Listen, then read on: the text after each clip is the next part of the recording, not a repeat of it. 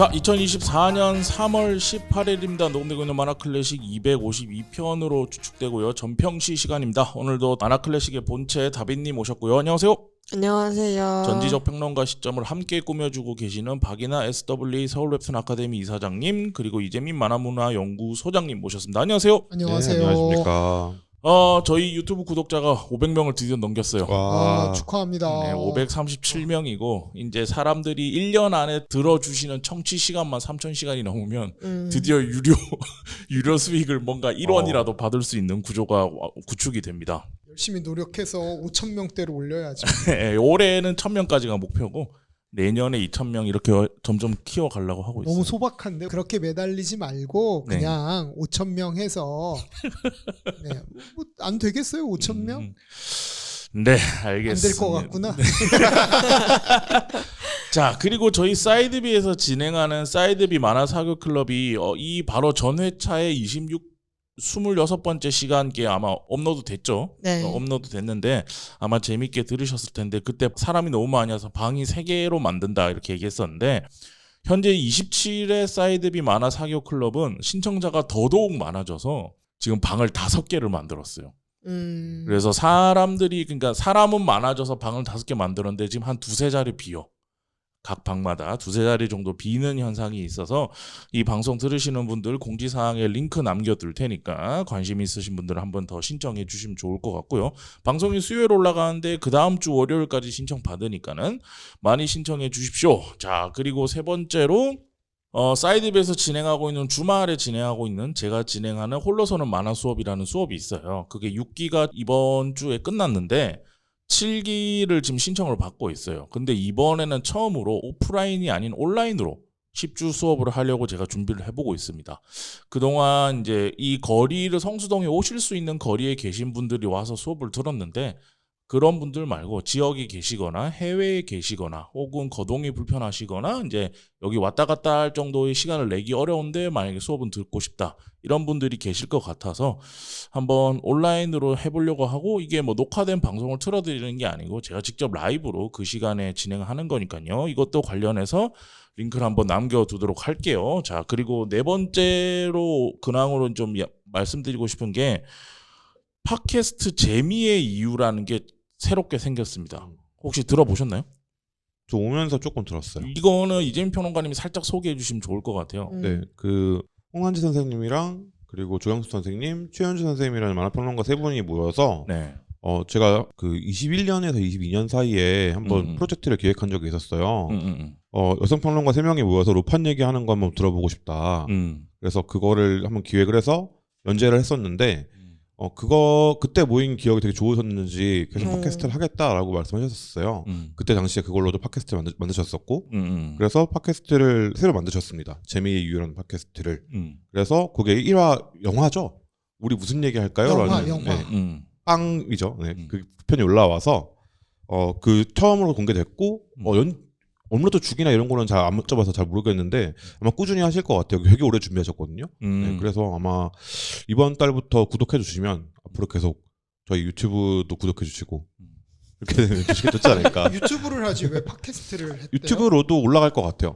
네, 이미 그 홍란희 쌤이 하고 계신 유튜브가 있죠. 재미의 이유라고. 네 있죠. 근데 이제 방송을 들어보니까 본인이 그 재미의 이유라는 타이틀을 못 버리겠다고 너무 돌려막기 하는 거 아니야? 하면서 이름 좀 새로 만들지. 그래서 이제 팟캐스트도 업로드를 하고 재미의 이유 그 유튜브는 그 라이브 방송처럼 라이브는 아니고 녹화해서 하시는 것 같고 그리고 이제 이 패널들이 다를 거예요. 팟캐스트 쪽은. 그래서 아마 진행이 될 것 같은데 어쨌든 새로운 분들이 그리고 이 바닥에서 꾸준히 활동했던 분들이 모여가지고 뭔가 새로운 이야기를 공개적으로 들려주는 거니까 만화에 관련된 다양한 이야기들이 많아지면 좋고 잘 됐으면 좋겠어요.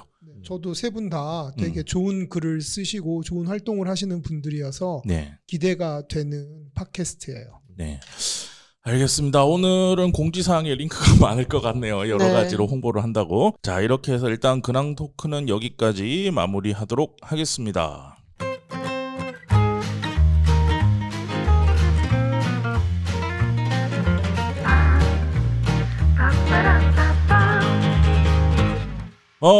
저희가 지금 전평시 시간에 일본 망가의 역사에 대해서 쭉 타고 올라가면서 방송을 하고 있어요. 원래 그래서 기획했던 내용들이 있었는데 그거를 준비를 안 한 건 아닙니다. 하는 과정에서 갑자기 좀 엄청 큰 이슈라고 할 수 있을 만한 이슈가 발생을 해서 요 이야기를 먼저 좀 하고 다시 돌아가자라는 의견이 있어서 이야기하게 됩니다. 일본 만화 드래곤볼과 닥터 슬럼프를 그린 작가 도리야마 아키라가 68세의 나이로 별세했다는 소식이 3월 1일 별세하셨고 8일 현지 언론 보도를 통해서 이제 나왔죠.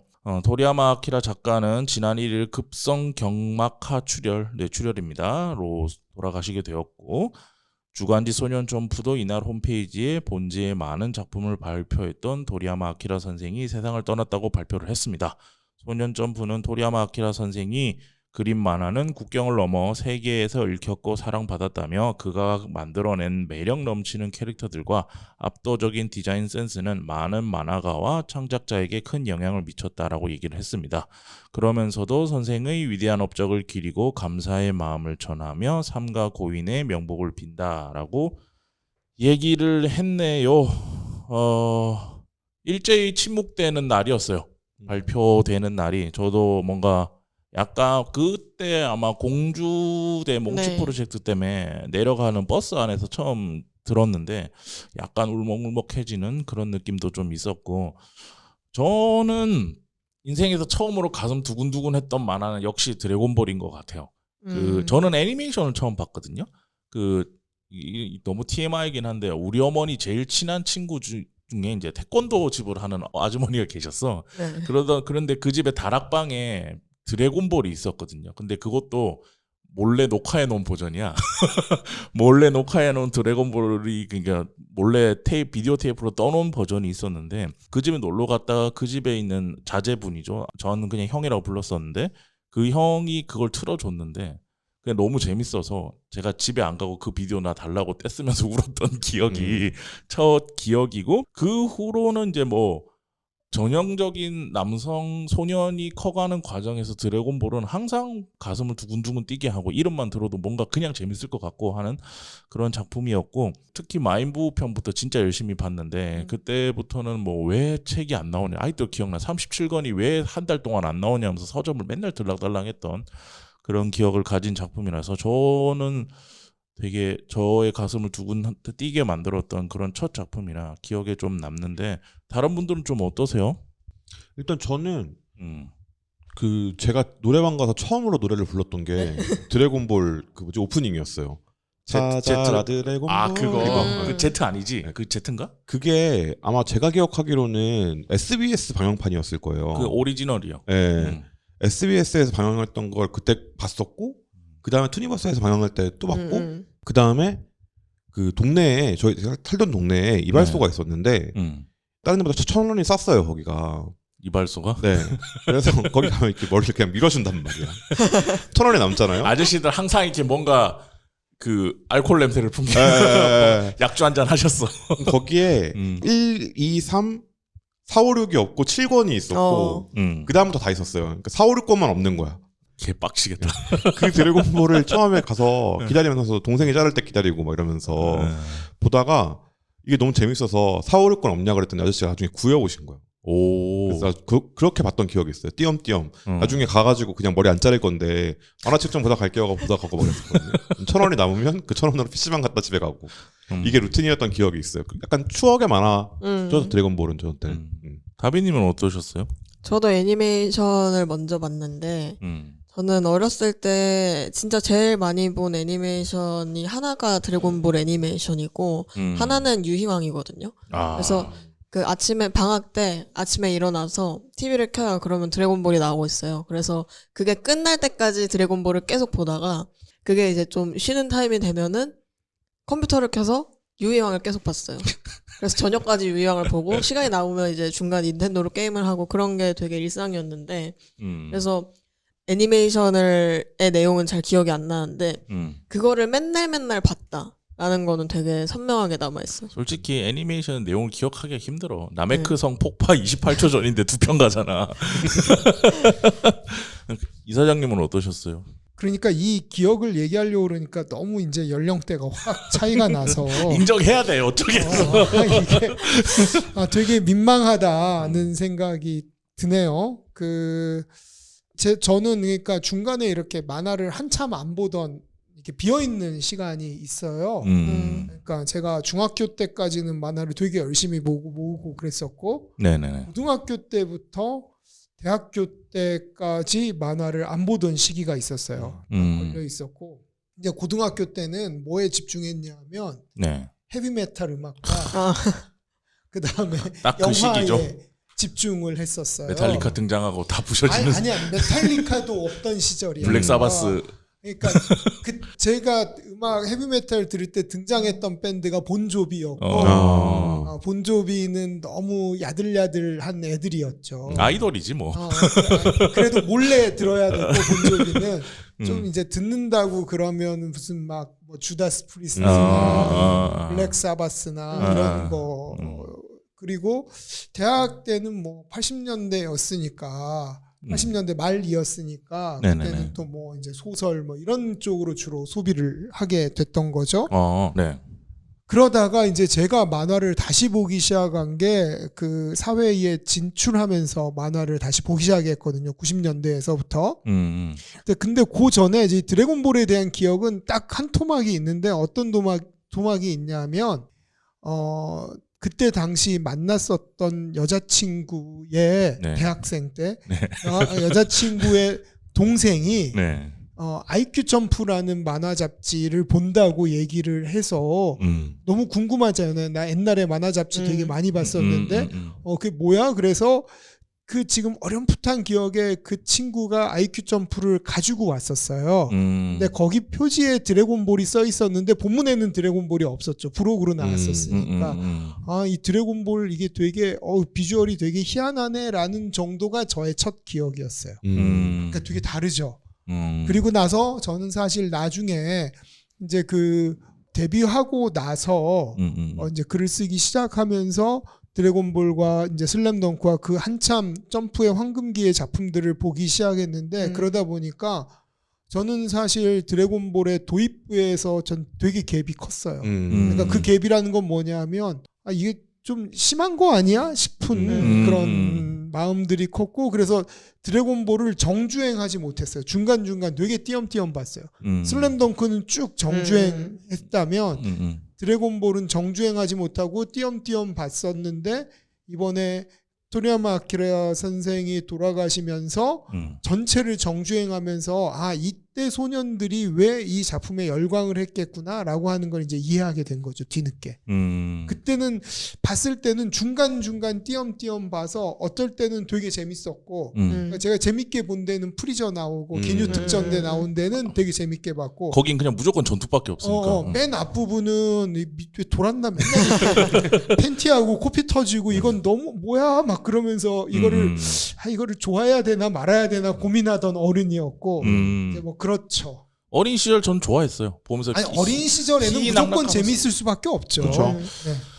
자, 그래서 어쨌든 오늘은 이 드래곤볼을 그리신 토리야마 아키라 작가에 대해서 얘기를 좀 하려고 하는데 이게 저희 코너만 할 게 아니고 이제 망가다 코너도 마찬가지고 미야탕고의 코너도 마찬가지고 모든 코너에서 토리야마 아키라 작가를 다루기로 했어요. 근데 이제 서로 녹음 일정이 다 다르기 때문에 가장 최근에 오는 녹음 일정에 다 모두 녹음을 하기로 했거든요. 우리가 제일 먼저 하는 건가요? 지금은 그렇습니다. 그러면 우리가 막 다 얘기하면 되게 난감하겠네. 아니요, 뒷사람들. 그럴 일은 없습니다. 왜냐하면 얘기할 분야를 제가 이미 다 나눠놨고 그게 뭔지를 얘기를 안 해놨기 때문에. 싫어, 막 치고 가면서 막 얘기해야지. 어쨌든 토리야마 아키라는 정말 큰 만화계는 큰 분이고 큰 영향을 미쳤기 때문에 얘기를 좀 해봐야 될 것 같아서 모든 코너에서 다루게 될 것이다 라는 얘기를 하고요. 그래도 기본적으로 모두 아시겠지만 토리야마 아키라 선생님이 어떤 분이셨는지에 대해서 좀 얘기를 해주시면 좋을 것 같아요. 평론가님. 네, 일단 1955년생이시고요. 네. 그리고 3월 1일에 돌아가셨으니까 68세, 만 68세에 돌아가셨습니다. 네. 그리고 대표적으로는 뭐 말 안 해도 다 아시죠. 닥터 슬럼프와 드래곤볼. 그리고 작품 목록을 쭉 보면은 이 두 가지를 축으로 해서 다른 단편들이 되게 많아요. 토리야마 극장에서 여기 단편집도 나와 있고 되게 많이 나와 있고 또 만화계에서만 일하신 게 아니라 게임계에서도 일을 많이 하셨어서 굵직굵직하죠. 뭐 네. 게임계에서도. 그 드래곤 퀘스트 시리즈의 몬스터 디자인이랑 캐릭터 디자인을 다 하셨다. 뭐 이런 얘기도 있고 그래서 되게 많은 일들을 하셨고 또 젊은 시절의 얘기를 보면 되게 그림 그리는 거 되게 좋아하는 그리고 말 되게 안 듣는 그런 아이였다고 해요. 그때부터 그림을 되게 많이 그렸고 뭐 그런 얘기들 있잖아요. 막 토리야마 아키라는 원래 천재여서 막 그 연습 별로 안 하고 그래도 막 아니에요. 진짜 많이 그렸고 엄청나게 그렸던 사람의 그 원인을 찾아보면 뭐 역시 디즈니를 봤더니 101마리 달마시아였나? 네, 맞아요. 그걸 봤더니 그림을 어떻게 저렇게 잘 그리지? 나도 그렇게 해봐야겠다 싶어서 막 열심히 공부를 했다. 그래서 디자인 회사였나 취직을 했는데 네. 자유로운 영혼이다 보니까 너 지각하고. 옷차림이 그게 뭐냐? 제때 회사에 나가야 될 거 아니냐? 잔소리 듣는 게 싫어서 부모님한테 나 2년만 줘라. 만화 해볼게. 여기 상급이 50만 원이래. 나 그럼 만화 해볼래. 해서 했는데 그 공모전에서는 떨어져요.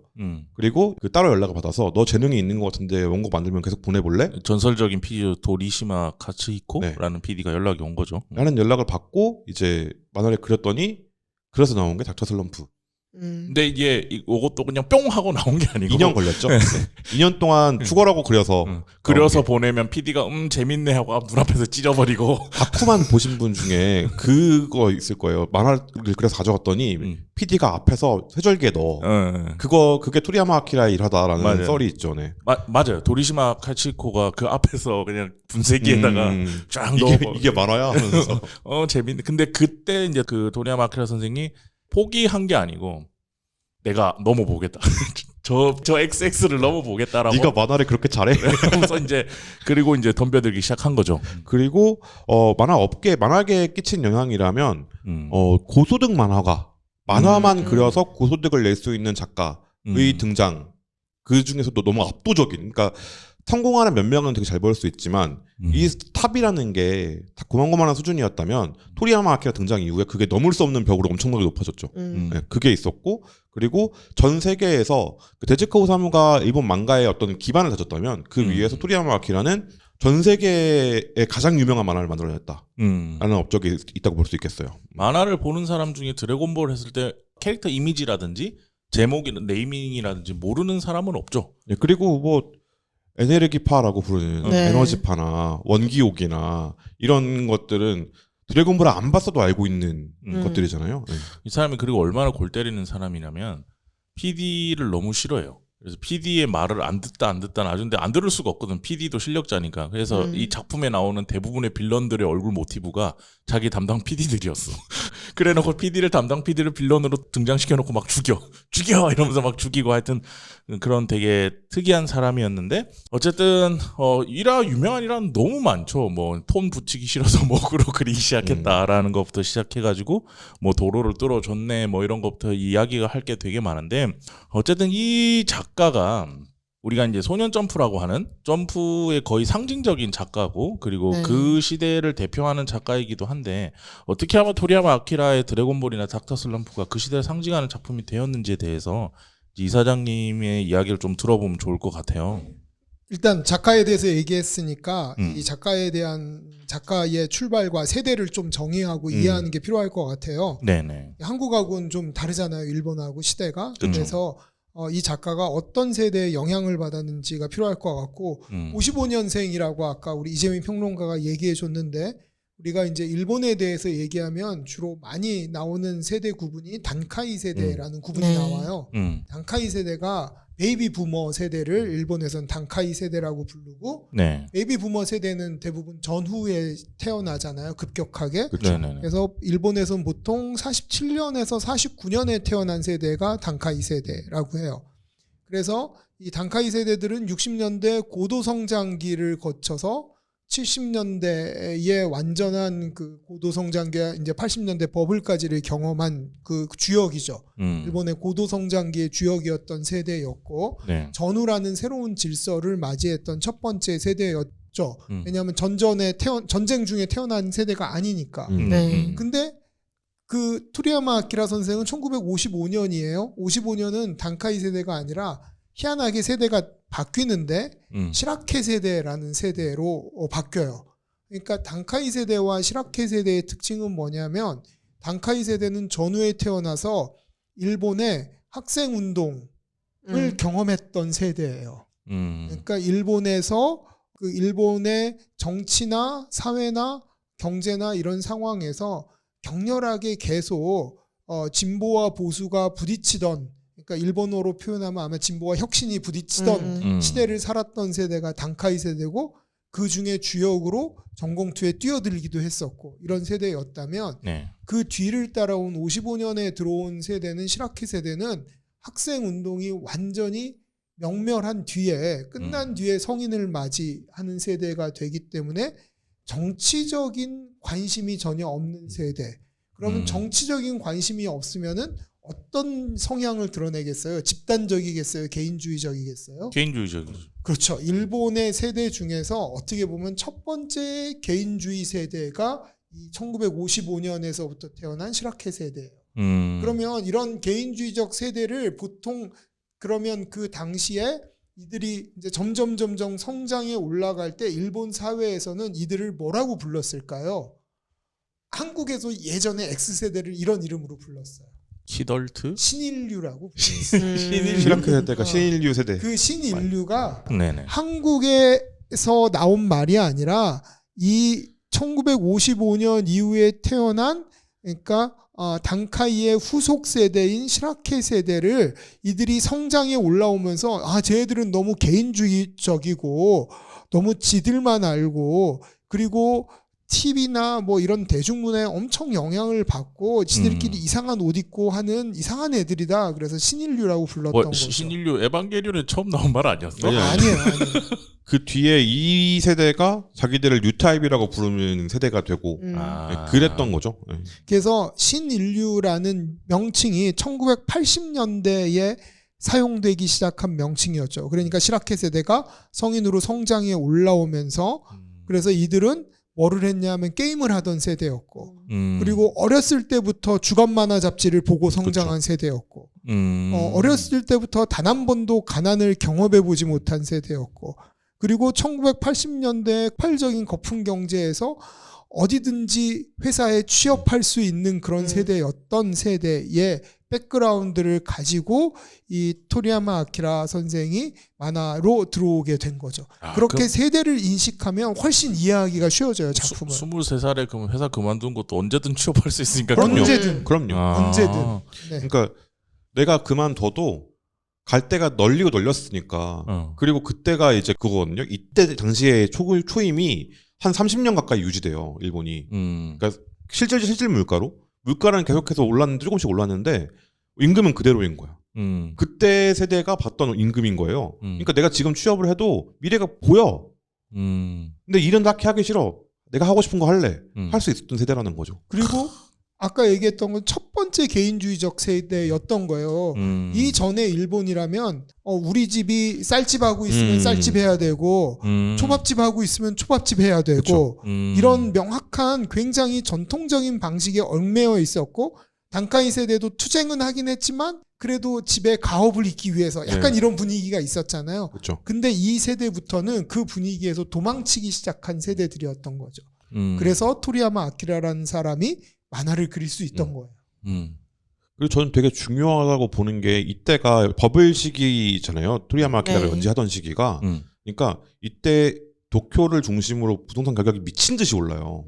그러니까 우리가 생각할 때 지금 서울의 집값보다 더 올라요.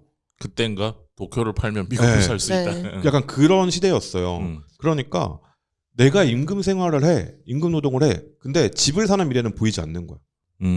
이게 부동산 가격이 오르는 속도가 내가 임금이 오르는 속도보다 더 빠른 거죠. 그러니까 일종의 허무주의도 80년대 말로 가면 작동을 해요. 그러니까 나는 일을 해도 어차피 내가 몸을 누일 수 있는 내 공간을 가질 수는 없어. 그러니까 나는 지금을 즐기면서 살래.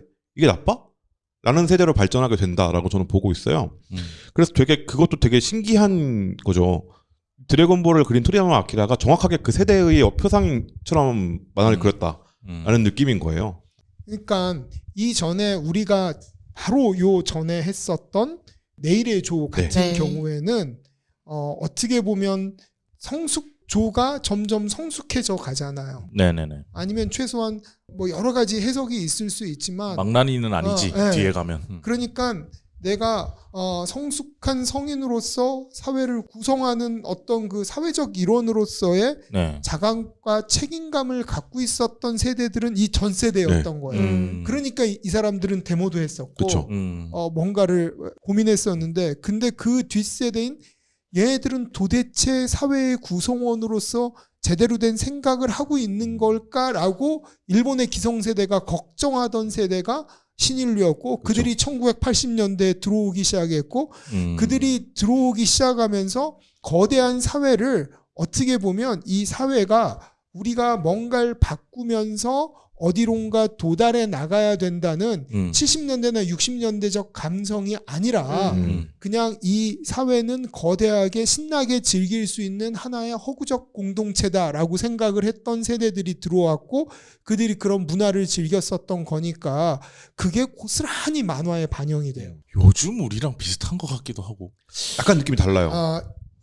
우리는 언제 우리랑 비슷하냐면 X세대의 출현이 되게 비슷해요. 2000년대 초반, 네. 90년대 후반이든가? 그럼. IMF 직전까지 90년대. 직전까지 그러니까 IMF 오기 전에 한국에 1988년도 올림픽 끝나고 나서 그 다음부터 한국이 급속도로 고도 성장하기 시작하거든요. 네. 그리고 고도 성장하면서 되게 그 전에 권위주의적이었던 체제들이 해체되고 수많은 매체의 창간도 자유로워지고 그다음에 해외 여행도 자유로워지고 그다음에 삼저 호황이라고 하잖아요. 네. 그러면서 급여가 임금 급여가 쭉 올라가기 시작하고 그때 생각해 보면 제가 그 비슷한 시절에 졸업했던 것 같은데 90년대 초중반에 IMF 오기 전에 졸업했는데 그때 친구들 그때 대학에서 맨날 데모하느라고 공부 하나도 안 하는 애들 다 대기업 뭐 현대자동차, 대우자동차 뭐 이렇게 취업하고 그랬어요. 심지어 국문과 막 이런 애들도. 그러니까 그만큼 이 시대하고 비슷했던 게 우리나라는 90년대였던 그렇죠. 것 같아요. 그나마 최근으로 따지면 01년부터 07년 정도까지 가 있을 것 같은데 그때랑도 느낌이 좀 다르죠. IMF 이후니까 그때는. 네. 그러니까 이렇게 거대한 버블이 있는 시점에서 네. 사회를 변화시키고 뭔가 어느 방향으로 가야 되겠다에 대해서는 전혀 생각하지 않는 세대들이 나와서 그 자신의 이상을 만화에 반영했는데 그 자신의 이상이 반영된 방향이 뭐냐면 크게 저는 두 가지 방향이라고 생각하거든요. 하나는 판타지 세계에서의 완벽하게 새로운 이야기들을 만들어내는 방식이었고요. 하나는 영속적으로 이 도시의 화려한 문화가 반복되는 것이라는 세계거든요. 그러니까 앞에 첫 번째는 드래곤볼 북두의권 같은 작품으로 대표되는 것이고 뒤에 거는 우리가 흔히 러브 코미디라고 불리우는 작품들이에요. 거기서는 고통이 없는 세계예요. 그렇죠. 도시의 이상만 존재하고 고통이 없는 세계. 우리 약간 시티팝 같은 네, 시티팝의 분위기죠. 느낌. 그래서 저번에 이제 저희 사교클럽 녹음했을 때 다카시 루미코 얘기를 하신 분이 계셨는데 루미코 선생님이 아마 57년생 그쯤 되실 거예요. 네. 그래서 방금 얘기해주신 러브 코미디의 예로 루미코 만화를 생각하면 딱 좋을 것 같고 거기서 어떤 분이 나는 루미코 만화를 안 좋아하는데 그 이유가 계속 같은 내용이 반복되기 때문이다. 뭔가 진전이 없고 특히 초기작들이 그렇죠. 뭐 시끌별 녀석들이나 매종일각 같은 작품에서 같은 내용들이 이제 끊임없이 반복되고 캐릭터들도 반복되고 그런 느낌이니까 그런 느낌으로 한 축이 있고 또 다른 축이 이제 저희가 오늘 말하려는 드래곤볼 같은 작품이 아닐까. 거대한 하나의 픽션의 세계에서 살고 있다라고 느꼈던 것 같아요. 그도 그럴 것이 신입사원이 대기업에 들어가서 높은 초임을 받고 그걸로 그 당시 모든 기술이 집약된 막 알루미늄 프레임 사용하고 이런 엄청난 스포츠카를 사서 그 스포츠카를 사고 뚜껑을 연 다음에 시티팝을 들으면서 수도고속도로를 타고 다니는 게 80년대 젊은이들이었거든요. 좋겠다. 그때 당시에 대기업 임금이 초임이 거의 한 1억 원 가까이 됐고 지금으로 치면 들어가서 그때 일본의 사회의 기조가 그거였어요. 정년 보장. 모든 기업이. 그러니까 들어가면 일단 스포츠카 할부로 땡기는 거예요. 그 대출도 많이 나오고 이자도 싸고 집을 살 생각은 안 하고 불가능하니까. 집은 안 사는데 돈은 많이 받으니까 그 돈으로 나의 사생활을 풍족하게 하고 싶은 대로 하면서. 그래서 진짜 그 이미지가 딱 지금 우리들이 와 되게 환상적이다라고 생각하는 시티팝 이미지가 네. 전부 다 1980년대에 나온 거예요. 그렇죠. 그때 그림체가 시티팝 일러스트 그림체가 다카하시 루미코를 닮은 이유가 있다니까. 근데 전 여기서 좀 생각해봐야 될 게 우리가 아톰 다룰 때랑 그때 성장하지 않는 아이라는 얘기를 되게 많이 했잖아요. 성장하지 않는 아이는 그때 당시에 문제였단 말이에요. 아이들이 성장을 해야 되는데 이 세계가 이 성장을 막고 있거나 아니면 아이한테 결함이 있거나 그래서 이 아이가 그걸 뚫고 나오는 걸 그렸단 말이죠. 근데 드래곤볼은 그냥 뭐 어때 그래서 성장 안 해도 되는 거 아니야? 라는 느낌인 거예요. 손오공은 계속 아이 같아요. 손오공은 그게 이 이후에 달라진 것 같아요. 그러니까 아이는 성장해야만 해 였다면 성장 안 해도 되지 않아? 얘가 초사이어인이고 막 되게 엄청 강해. 그리고 육체도 완벽해. 근데 얘는 머릿속은 어린 아이야. 그래도 되지 않아? 라는 느낌인 거죠. 손오공의 그 한 행동이나 이런 것들이. 그게 왜 그렇다고 봤냐면 전 아까 말했던 우리가 사람 구실하면 살고 있는데 일을 하면 살고 있는데 우리가 할 수 있는 게 없어.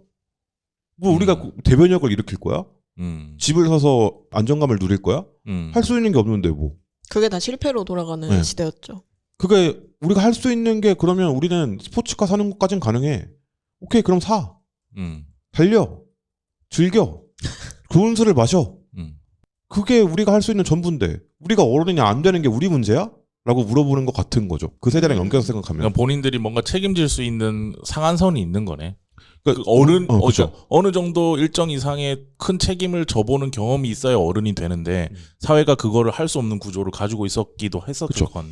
그러니까 저는 이재민 평론가 얘기에 되게 공감을 하면서 네. 그러니까 성장이라는 거를 다른 식으로 해석했다고 생각을 해요. 그러니까 저는 되게 이 드래곤볼을 이번에 다시 읽으면서 크게 와닿았던 거는 앞에 부분에 그 부르마하고 손오공이 만나서 드래곤볼 찾으러 가고 그 다음부터 거북선인 나오고 코피 터지고 팬티 나오고 하는 정말 유치한 어떻게 보면 유치한 섹슈얼리티를 보여주는 12세 소년의 감성은 그게 70년대 사실 소년 점프의 전략이었거든요.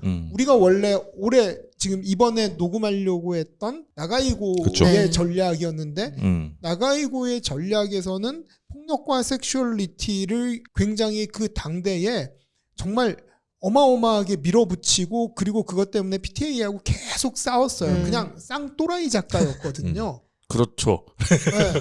이건 어떻게 말할 수가 없어요. 그 사람은 또라이야.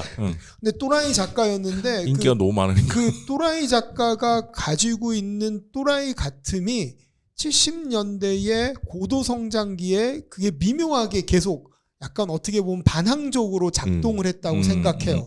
옳고 그름에 대한 평가가 아니라 그 네네. 표현에 반항적으로 작동했는데 그 반항적으로 작동했던 소년 점프의 유산이 80년대에 풍요로웠던 거품 경제로 넘어오면서 뭐를 빼버렸냐면 반항을 싹 빼버렸어요. 그러니까 폭력과 섹슈얼리티만 남긴 거죠. 그래서 폭력과 섹슈얼리티를 남기고 반항을 빼면서 뭘 집어넣냐 하면 가와이를 집어넣었어요. 거기다. 그게 드래곤볼의 맨 앞부분의 도입 부분이에요. 가와이와 귀여움과 폭력과 섹슈얼리티라는 정말 언밸런스함인데 그 언밸런스함이 1980년대 일본에서 독특하게 튀어 올라왔던 시각적인 문화였고 그 시각적인 문화를 일본에서 뭐라고 불렀냐 하면 로리콘이라고 불렀던 거죠. 그러면 시대의 분위기는 지금 우리가 좀 얘기를 한 것 같고 근데 방금 말씀 주신 게 제가 질문하고 싶었던 건데 그럼 그 당시에 소년 점프에서 작품들을 낼 때 스탠스가 방금 말씀하셨던 그 키워드들로 작품을 만드는 게 됐다고 보는 건가요? 그렇지는 않았어요. 그러니까 이 드래곤볼이 처음에 살짝 그러니까 처음에는 약간 고전하다가 나중에 이제 인기가 튀어 올라가기 시작했는데 여전히 80년대 초반에는 그 70년대 인기 있었던 극화적인 표현들이 주로 소년 점프에서 끌고 오고 있었고 그 극화적 표현을 대표하는 작품은 뭐였냐면 북두의 권이에요. 네. 넌 이미 북두의 죽어있다. 권이었고 그리고 나서 80년 한 82년 83년 그 어간에 새로운 장르가 들어오는데 이제 거품 경제를 반영한 러브 코미디가 들어와요. 물론 러브 코미디는 저쪽에 매거진 쪽에서 되게 전략적으로 네. 밀어서 성공을 시킨 작품인데 점프에서도 러브 코미디 계열이 들어오기 시작해요.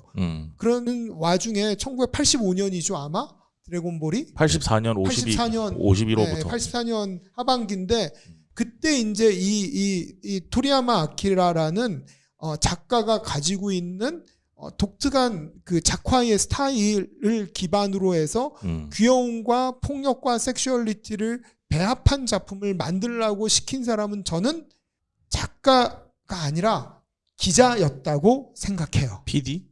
그때 당시 용어로는 기자라고 불렀죠. 그래서 그 토리야마 아키라가 맨날 싸우고 그 괴물 피콜로 대마왕의 모델이라고 아까 얘기했던 것 같은데 그 모델로 했었던 토리시마인가 하는 그 토리시마 기자. 카즈이코. 저는 그 기자의 판단이었다고 저는 생각해요. 이거는 공식적인 건 아니에요. 그게 아니었다면 만화가 그렇게 인기를 얻고 나서 토리야마가 가고 싶은 방향으로 가는 보통 일본 소년 만화의 큰 구조는 뭐냐면 초반부 데뷔해서 들어갈 때는 기자의 말을 100% 들어야 돼요. 안 들으면 연재가 안 되니까. 그래서 그렇게 기자의 말을 듣고 기자의 피드백을 받아서 작품을 끌고 가다가 그래서 슬램덩크도 초반부에는 무슨 만화였어요? 학원 폭력물이었어요. 농구 만화가 아니에요. 그쵸. 학원 폭력물로 가다가 인기가 빵 터지니까 학원 폭력 싹 사라지고 농구 농구 만화로 가버리는 거잖아요. 한번 인기에 올라타면 그 다음에는 이제 작가 맘대로 끌고 나갈 수 있는 거고요. 그런 소년 첨프의 패턴, 일본 소년 잡지의 패턴을 예측하면 적어도 초반부에 그 귀여움과 섹슈얼리티를 중심으로 끌어가는 거기는 폭력도 별로 그렇게 안 나와요. 그렇죠. 사실 거의 야함과 개그와 네. 귀여움밖에 안 나와요. 맞아요. 피가 나올 때 코피밖에 안 나와요. 네. 그거는 내가 보기엔 PD의 전략이었다. 그 전략에 올라타서 천하제일 무술 대회를 끌고 들어와서 그때 토리야마 아키라 선생이 자신의 방향으로 점점 끌고 가서 궁극적으로 자신이 하고 싶은 이야기들을 계속 그 메시지들을 전달했다라고 생각을 하는 거고 그 궁극적인 메시지는 뭐냐 하면 저는 착한 마음이라고 생각을 해요. 여기서 이제 도리시마 카시코에 대해서 조금 얘기를 해야 될 것 같아서 이 사람은 원래 왜 기자라고 얘기하냐면 처음 들어왔을 때 본인은 성인 매거진의 기자를 하고 싶어서 여기를 들어온 거예요. 플레이보이 하고 싶어 했죠. 여기 들어온 건데 이제 어쩌다가 이제 만화팀으로 그러면 내가 지금 얘기한 추측이 완전 맞겠네. 그렇죠. 네, 온 거예요. 근데 와서 이 사람이 어떤 사람이었냐면은 일단 토리야마 아키라를 발굴한 게 맞고요. 그리고 카즈라 마사카즈라고 우리한테는 아이즈로 유명하죠. 그러면 내가 진짜 맞네. 100%지, 100%. 100%네 100%. 이 앞부분은 토리야마 선생이 하고 싶었던 만화가 아니야.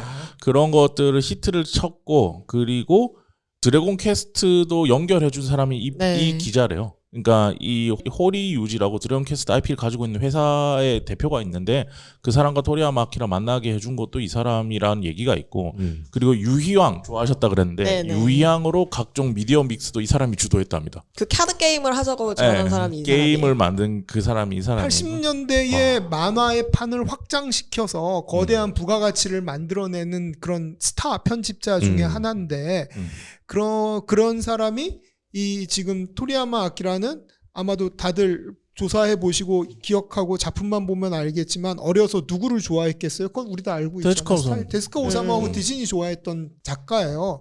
그러면 그 작가가 그렇게 막 코피 흘리고 팬티하고 막 보여주고 이름이 막 부름하고 치치야. 그렇게 너무 그쪽으로 그렇게 그 방향을 정말 하고 싶었던 것은 아니었을 거라고 저는 추측했는데 이렇게 쭉 듣고 보니 그쵸. 기자의 방향이 맞네. 그리고 한마디만 더 하면 1995년 25호에서 드래곤볼이 끝나거든요. 그러고 나서 이제 점프가 이제 암흑기가 시작되려고 하는데 그때 이제 점프 편집장이 올라서 이 사람이 뭘 적극적으로 믿냐면 원피스와 나루토를 적극적으로 밉니다. 뭐 하는 사람이야? 지금 그 점프튼 편집장이시지 않아요? 지금은 은퇴하신 걸로 알고 있는데. 아, 그분 말고 다른 분이구나. 네. 아. 네. 이게 그러니까 그런 것 같아요. 작가들 우리는 천재 작가들을 보지만 사업화 시키는 데는 이 천재 PD들의 역량이 진짜 중요한 것 같아요. 그렇죠. 그리고 우리가 알고 있는 수많은 작품들이 생각해 보면 지금 원피스만 봐도 우리 다 맞아요. 알잖아요. 편집부가 얼마나 노력을 해서 지금 네. 편집부가 제어할 수 없게 되고 나서 이렇게 육다가 내든 그 캐릭터들 보라고. 한 7년간의 강점기가 있었죠. 도저히 그 피규어로 살고 싶지 않은 캐릭터들을 내고 있잖아. 육다가 혼자서. 근데 어쨌든 편집부의 힘이라는 게 분명히 대단했었고, 그리고 이 드래곤볼을 만들어내는데 도리시마 카치코라는 굉장했다. 기자의 그립감이 초반부터 해서 엄청났고, 점프에서는 이 사람 빼놓고 얘기할 수 없는 것 같다. 그렇죠. 그래서 그 아까 얘기했던 그 이 세대랑 엮여지는 게 그 토리야마 아키라가 이런 작품을 초반부에 이런 작품을 하고 싶진 않았을 것이다라는 얘기랑 엮어서 생각해 보면 프리저 나오는 에피소드를 생각해 보면 그거 완전 부동산 얘기거든요. 실제로 어떤지 모르겠어. 근데 지금 부동산 개발업자예요. 프리저가. 네. 가가지고 싼 그러네. 값에 사가지고 옆에 주변을 정리한 다음에 대규모 뭘 건설하고 그 집값 올려서 팔아먹는 놈이잖아요. 그걸 이런 얘기를 끌고 올 수 있는 사람이 코피 터지는 만화를 좋아했겠냐고 이 생각이 드는 거죠. 이게 하나로 엮여져 있다는 것도 되게 신기한 노릇인데. 그러면 프리저는 토리야마가 생각해낸 거라고 생각하시는 거고. 전 그 생각이 디자인은 모르겠어. 그래서 그 뒤에 그 토리야마 아키라가 본인이 만든 일러스트레이션이나 아니면은 단편들이나 이렇게 보면 팬티나 가슴을 그렇게 강조하지 않아요. 맞아요. 솔직히 얘기하면 토리야마 일러스트는 메카닉이 죽여줘요. 아니 그러니까 토리야마 아키라는 아까 우리가 신인류라고 그랬잖아요. 네. 신인류. 신인류가 성장을 하면서 당연히 대거 미국 문화의 영향을 받아요. 그러니까 그건 뭐 당연한 거죠. 당연하죠. 미국이 문화적으로 발전돼 있으니까 그 성장기에 봤던 레트로한 메카닉들을 어마어마하게 잘 활용하고 있는 작가가 토리야마 아키라. 맞아요. 그런 비슷한 또 스타일을 좋아하는 작가가 그 지브리의 미야자키 하야오이기도 하고 그렇죠. 그게 되게 신기한 게, 그러니까 토리야마 아키라가 그린 그 사람의 근육을 보고 있으면 네. 사람 같지 않잖아요. 약간 로봇 같지 않아요? 약간 그 기계라는 느낌이 약간 들고, 또 이 사람이 그린 차를 보면 자동차나 이런 디자인도 되게 좋아하잖아요, 이 사람이. 네. 그런 기계들을 보면 또 너무 기계 같지 않아, 이거. 생물 같아. 살아있는 것 같죠. 그러니까 그런 거를 되게 좋아하는 사람이었던 것 같아. 그런 거 그리는 걸. 그리고 그거를 이야기로 풀어낼 때 어떤 그 방금 말씀하신 폭력이나 섹슈얼리티보다는 이 이미지에 더 좀 천착했던 작가가 아닐까 하는 생각이 들기도 해요. 되게 놀라운 거는 이 디자이너로서의 토리야마 아키라의 능력이 전 정말 출중하다고 생각하거든요. 그래서 메카닉뿐만이 아니라 그 공간을 구성하고 네. 있는 것들에 대한 디자인도 굉장히 뛰어나고, 무엇보다도 패션적인 센스는 저는 세계 최강이라고 생각해요. 그러니까 그 당시에 부루마가 입고 있었던 우리 옷들을 지금 잘 보면 부르종이라든지 그 다음에 뭐 여러 가지 굉장히 이렇게 진보적이면서도 스타일리시한 옷들을 입고, 그 옷을 지금 다시 재현해서 패션 모델한테 입혀도 전혀 촌스럽지 않은 그런 스타일이고요.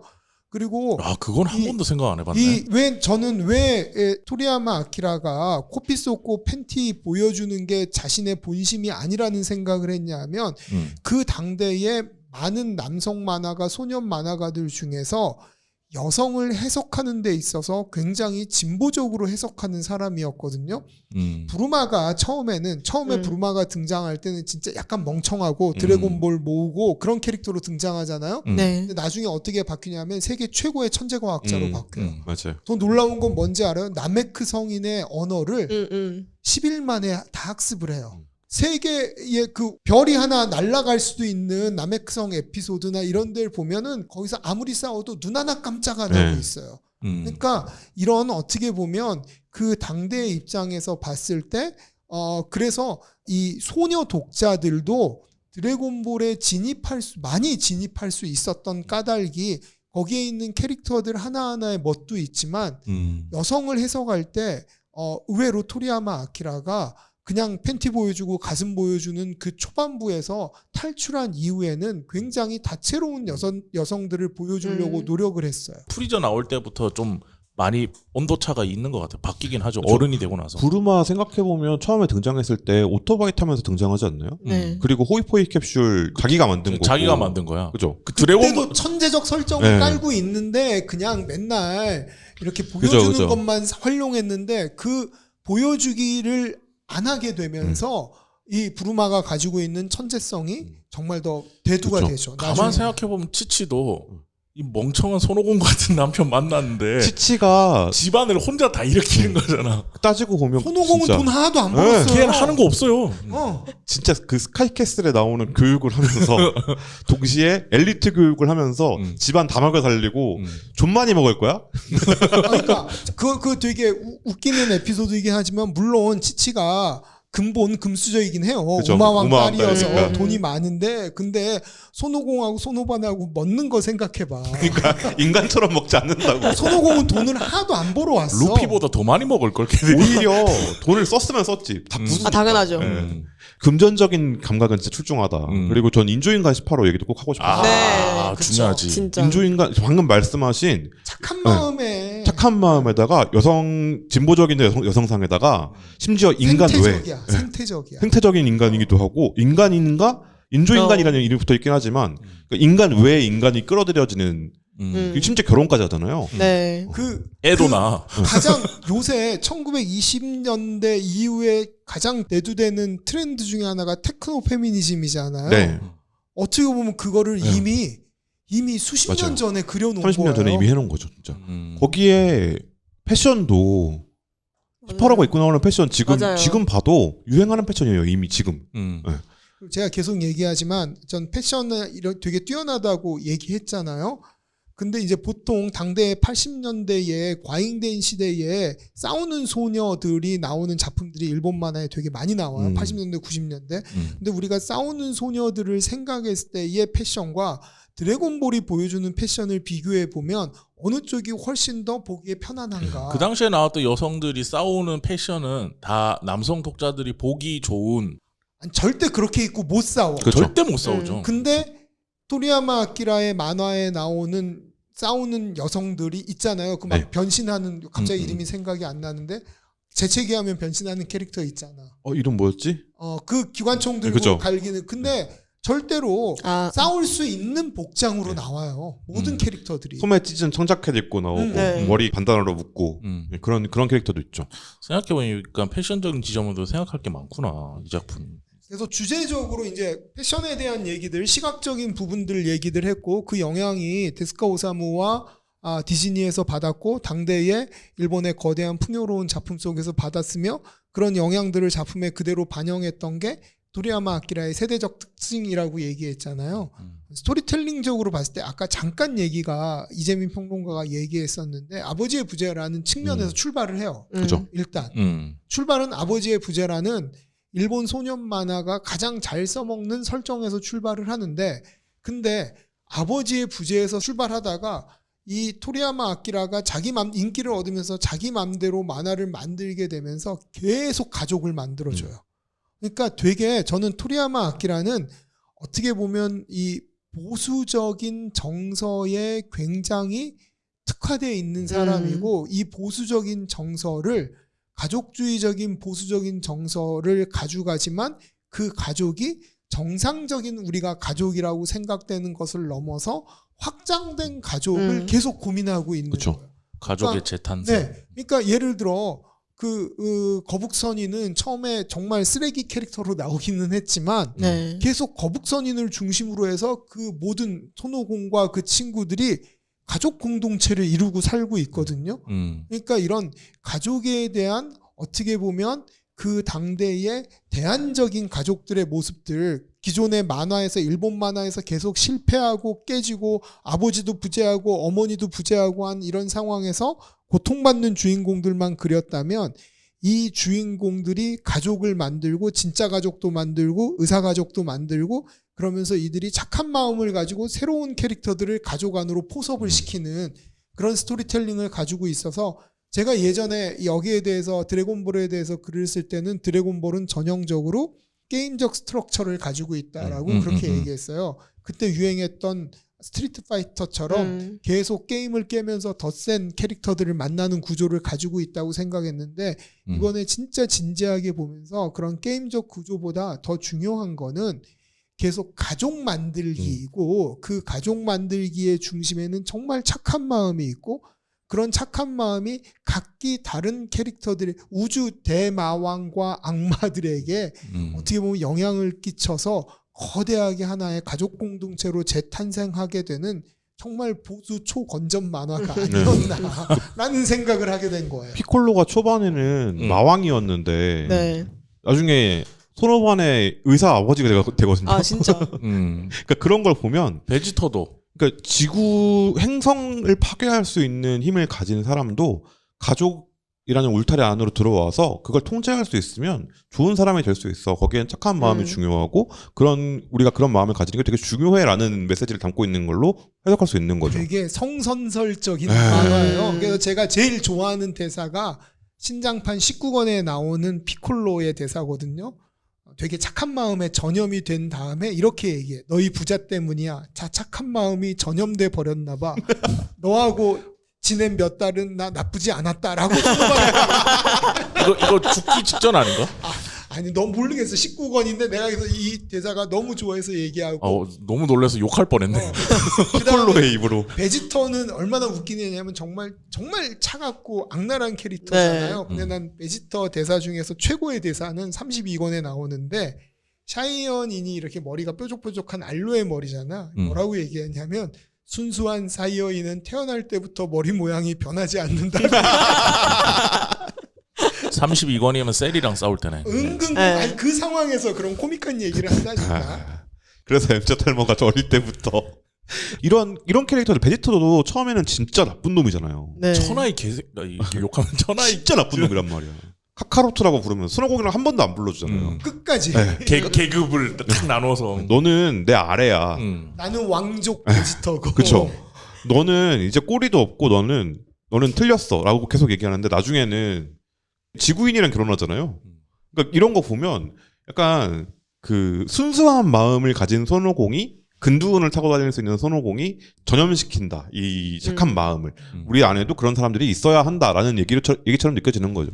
그래서 사람들이 이 만화를 많이 좋아했던 것 같아요. 그쵸. 그 착한 마음을 보면서 그래서 이 만화를 좋아했던 소년 소녀들이 기억을 하면 전 피콜로가 좋아요. 저는 베지터가 좋아요. 전 인조인간 18호가 좋아요. 저는 크릴링이 좋아요. 그러잖아. 결국 그게 착한 마음을 가진 캐릭터들이었던 것 같아요. 어떤 캐릭터 좋아하셨어요? 저는 제일 좋아했던 게 전 크릴링이었던 것 같아요. 크릴링. 네.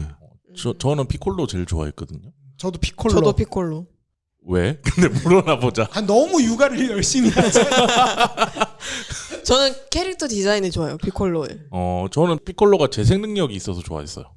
어릴 때. 그러니까 왠지 이렇게 다시 재생하면 다시 싸울 수 있으니까 다른 애들보다 뭔가 플러스 알파가 된다는 그냥 막연한 생각 그런 것 때문에 되게 좋아했던 것 같고. 난 육아하는 과정을 보면서 되게 피콜로한테 사랑스러웠어. 그치, 손오반의 아버지는 피콜로지. 그럼요. 손오공은 한 게 없죠. 손오공은 한 게 없어. 그러니까 저 그 생각도 드는 거야. 유전적으로 아버지라고 해서 아버지냐?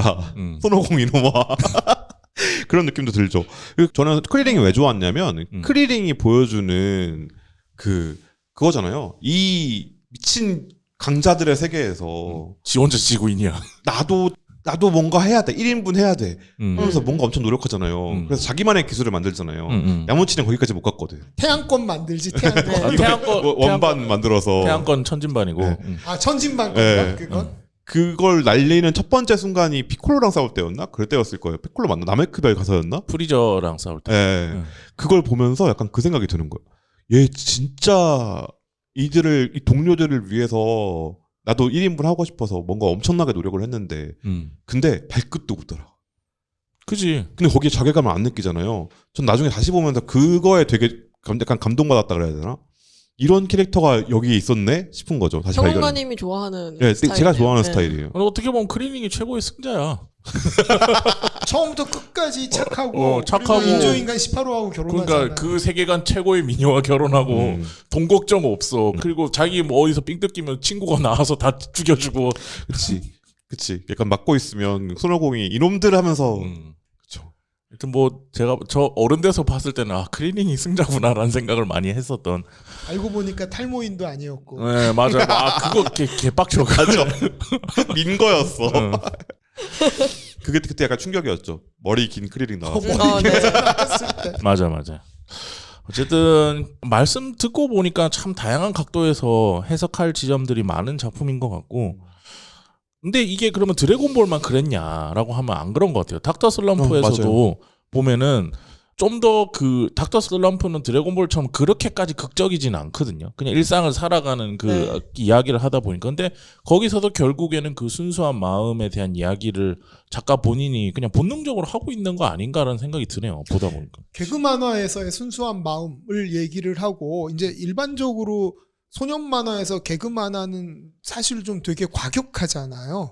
과격했는데 닥터 슬럼프는 아주 순수한 이야기를 풀어나가면서 주인공을 로봇이긴 하지만 소녀를 주인공으로 만들었죠. 그러니까 소년 만화에서 소녀가 주인공이 되는 거는 흔치 않은 일이에요. 보통 조연이기 했지만 주연으로 오지는 않았는데 그런 과정에서 보면 애초에 이 토리야마 아키라라는 사람이 가졌던 그 착한 마음, 그리고 그런 착한 마음을 기반으로 해서 만들었던 펭귄 마을, 뭐 이런 것들을 생각해 보면 그게 그 80년대의 그 거품의 시대에 이런 착한 마음을 가진 만화들이 많은 사람들에게 감동을 줄 수 있었던 거는 글쎄요. 저는 사실 드래곤볼은 이 80년대 거품 시대에 이렇게 판타지의 세계로서 현실을 벗어난 지점에서 출발해서 결국 90년대에 이제 거품이 붕괴되던 시기와 맞물리면서 이 작품이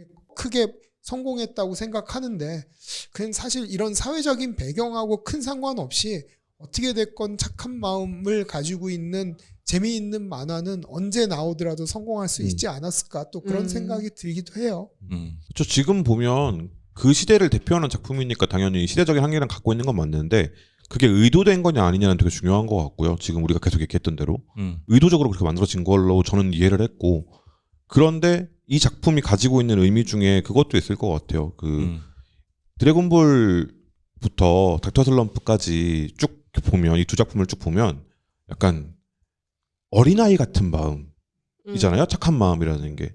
그 닥터 슬럼프에서 아라레가 맨날 나무에 꽂아가지고 막 이렇게 하는데, 이게 아기가 있어서 괴롭히려고 그러는 게 아니라 신기하지 재밌지 이거잖아요. 우리가 이 풍요를 가지고 뭘 할 거냐에 대한 질문인 것 같기도 해요. 이 풍요로운 시대에 우리가 먹을 거 걱정 안 해도 되고, 그리고 미래에 대한 걱정도 안 해도 돼. 그럼 우리가 지금 여기서 뭘 해야겠어? 라는 질문인 것 같기도 해요. 그러니까 우리는 어른이 될 수 없어 라는 말이기도 하지만, 그러면 대신에 어린아이 같은 마음을 가지고 포용하는 마음으로 살아가야 되지 않을까? 라는 얘기처럼 들리기도 하는 거죠. 그러니까 그 당시에 80년대 초반에 비슷한 시각적 표상이 두 가지 방향으로 쫙 갈라졌거든요. 하나는 아즈마 히데오가 갔던 길이고, 그리고 하나의 길은 전 토리야마 아키라가 갔던 길이라고 생각해요. 시각적인 표상은 되게 비슷해요. 우리가 흔히 모해화된 캐릭터라고 얘기하는 그런 큰 눈에 큰 얼굴의 그런 캐릭터인데, 이 토리야마 아키라는 귀엽고 착하고 어린이 같은 마음, 그러니까 똥 들고 있는 그 아라레로 간 거고, 아즈마 히데오는 거기에 이제 완벽한 그냥 섹슈얼리티를 접목시켜서 80년대의 전복적인 로리콘 만화라고 하는 길을 가버렸던 거죠. 그러니까 그 80년대가 이 비슷한 시각적 표상을 두 갈래의 길로 갈라버린 거라고 생각하는 것도 어떻게 보면 그 시대를 반영한 작가의 다른 반영이지 않았을까. 나중에 우리가 기회가 되면 아즈마 히데오를 한번 해보는 것도 좋을 텐데, 한국에는 실종일기로 참 좀 안타까운 마음이 많이 있는 작가이기도 해요. 되게 천재적인 작가인데 그 천재적인 내면이 계속 내부에 충돌하면서 이제 그런 결국은 노숙자로 전락을 해서 다시 물론 복귀하기도 했지만 알코올 중독의 노숙자의 뭐 이런 길을, 힘겨운 길을 걸어갔던 것들이 보면 좀 안타까운 부분이기도 합니다. 자, 이렇게 해서 우리가 토리야마 아키라 작가에 대해서 이제 그 시대, 그가 살았던 시대에 대해서 좀 얘기를 하고, 그 시대에 닥터 슬럼프 같은 작품이나 드래곤볼 같은 작품이 어떤 의미를 가졌는가에 대해서 좀 더 얘기를 해보는 시간을 가졌습니다. 지금 드래곤볼도 그렇고 닥터 슬럼프도 그렇고 단편이 한 5권, 6권 있던데 그게 다 리디에 있더라고요. 다 나와 있고 보실 수 있게 되어 있으니까 한번 보시면 좋을 것 같고, 그리고 지금 우리가 데스카 오사무부터 시작해서 이야기를 또 레일의 조까지 오고 나서 중간에 아까 나가이고라든지 또 다른 작품 몇 개 얘기를 하고 원래 이 80년대를 점프해서 이제 드래곤볼이나 다른 작품들 얘기를 하려고 했었는데 이렇게 비격하게 부고가 뜨는 바람에 이 얘기들을 하게 됐고, 그리고 소년 점프에 대한 이야기라든지 그 중간에 텀에 있었던 다양한 작품들에 대해서는 다음 시간에부터 차근차근 다시 돌아가서 얘기를 하도록 하겠습니다. 그래도 이게 안타까운 소식 때문에 시작된 오늘 에피소드니까 뭐 이렇게 작가한테 뭔가 한마디라도 뭔가 하시고 싶은 얘기가 있다면 한마디씩 좀 해주시면 좋을 것 같아요. 뭐 이게 영상 편지는 부끄러운 얘기를 하자는 게 아니고 그래도 우리한테 큰 즐거움과 행복과 많은 사유를 할 수 있는 작품을 남기셨으니까. 저희가 오늘 녹음하면서 분위기가 무겁지 않았잖아요. 네. 토리야마 아키라 선생이 작품을 통해서 남기고 싶은 게 그거였을 것 같아요. 그런 즐거움을 가지고 살았으면 좋겠다는 마음인 것 같아. 저도 지금 닥터 슬럼프나 드래곤볼을 생각했을 때 되게 즐겁거든요. 즐겁고 나의 동심을 만들어준 어떤 중요한 작품 중에 하나라고 생각을 해서 이제 파괴를 하신 이후에 또 이 두 작품이 또 다른 많은 사람들한테 또 다른 즐거움을 계속 줄 수 있지 않을까 싶습니다. 처음으로 만화한테 두근두근 대보는 기분? 물론 애니메이션이긴 했지만 그것 때문에 만화책까지 결국에는 떼써서 한 3권 사냈거든요, 부모님한테. 그래서 그때 첫 기억, 만화로 두근두근 대보는 첫 기억을 안겨준 분이라 늘 고맙게 생각하고, 앞으로도 수업할 때나 자주 얘기하게 될 것 같은데 앞으로도 자주 남기신 작품들 잘 챙겨보도록 하겠습니다. 전 이번에 그 토리야마 아키라 선생에 대한 부고글을 신의21에서 청탁받아서 쓰면서 네. 이 책을 일단 드래곤볼을 다시 정독을 해서 읽었어요. 읽으면서 떠오른 3가지의 단어는 뭐였냐면 아름다움, 선량함, 친절함이라는 단어였거든요. 네네네. 사실 이 만화를 피상적으로 봤을 때는 막 별 하나가 폭파하고 사람이 죽고 막 어마어마한 그런 내용들, 그리고 앞부분에 있었던 계속 얘기했었던 그 코피와 팬티에 대한 네. 얘기들에 되게 경도되어 있었는데 실질적으로 선생님이 이 많은 독자들에게 남겼던 거는 정말 아름답고 선량하고 친절한 이야기라고 생각이 돼서 참 고맙다는 생각이 많이 들었어요. 네, 알겠습니다. 오늘 전평신은 여기까지 하도록 하겠습니다. 감사합니다. 네, 수고하셨습니다.